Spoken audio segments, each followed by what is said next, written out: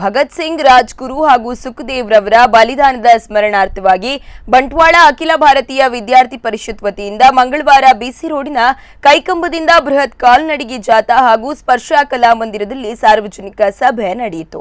ಕಾರ್ಯಕ್ರಮದಲ್ಲಿ ನ್ಯಾಯವಾದಿ ಪ್ರಸಾದ್ ಕುಮಾರ್ ರೈ ಮಾತನಾಡಿ, ದೇಶದ ಸ್ವಾತಂತ್ರ್ಯಕ್ಕಾಗಿ ಪ್ರಾಣವನ್ನು ಅರ್ಪಿಸಿದ ಭಗತ್ ಸಿಂಗ್ನ ರಕ್ತದಲ್ಲಿಯೇ ಸ್ವಾತಂತ್ರ್ಯದ ದೇವಿ ಹುಟ್ಟಿಕೊಂಡಿದ್ದು, ಜಲಿಯನ್ ವಾಲಾಬಾಗ್ ದುರಂತದಲ್ಲಿ ಸ್ವಾತಂತ್ರ್ಯದ ಕಿಚ್ಚನ್ನು ಹೆಚ್ಚಿಸುತ್ತದೆ.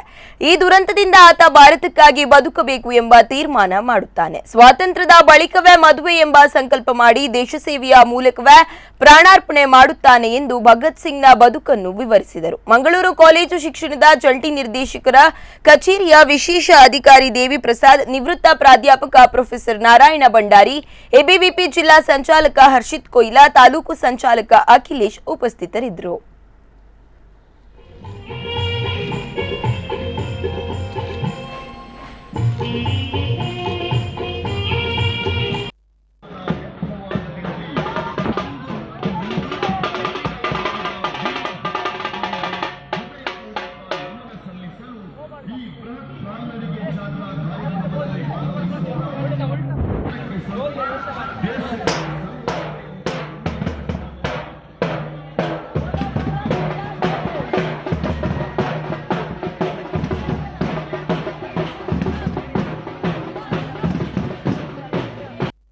ಹೊರಗಡೆ ಸಮಾಜವನ್ನು ನೋಡಿದರೆ ಈ ಸಮಯದಲ್ಲಿ ಎಲ್ಲರೂ ಅವರವರ ಮೊಬೈಲ್ನಲ್ಲಿ, ಯೂಟ್ಯೂಬ್ನಲ್ಲೋ ಬೇರೆ ಬೇರೆ ಯಾವುದೋ ಲೋಕದಲ್ಲೋ ತಿರುಗಾಡ್ತಾ ಇರುವಂಥ ಸಂದರ್ಭದಲ್ಲಿ ನಮಗೂ ತಾರುಣ್ಯ ಇದೆ, ನಮಗೂ ಶಕ್ತಿ ಇದೆ, ನಮಗೂ ಹುಮ್ಮಸ್ಸಿದೆ ಅಂತ ಹೇಳ್ತಾ ನಾವು ಅದನ್ನೇ